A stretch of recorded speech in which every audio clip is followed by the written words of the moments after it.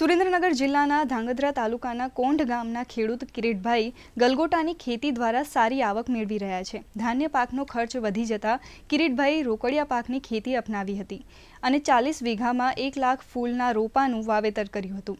આ ફૂલ 80 રૂપિયાથી માંડીને 125 રૂપિયા કિલો વેચાય છે। ખાસ કરીને દિવાળી, નવરાત્રી તેમજ લગ્નસરામાં ગલગોટાની વધુ માંગ રહે છે। આથી કિરીટભાઈ અન્ય ખેડૂત મિત્રોને પણ ફૂલોની ખેતીની સલાહ આપી રહ્યા છે।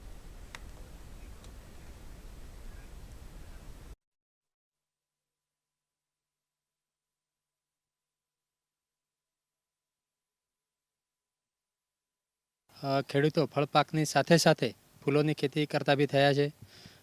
ફૂલો મિક્સ પાક તરીકે વાવે છે અને સિંગલ વાવેતર બી કરે છે, જેની અંદર મલ્ચિંગ છે, ડ્રીપ ઇરિગેશન છે ઉપયોગ કરી અને સારી ક્વોલિટી તૈયાર કરે છે અને વાર તહેવારમાં બહુ સારા ભાવ મેળવી અને સારી એવી આવક મેળવતા થયા છે। 3 વર્ષ પહેલાં કપાસ મગફળી વાવતો, એમાં એના કરતાં ફૂલમાં સારું રહે ને બાગાયત ખાતાની સહાય મળી રહે છે।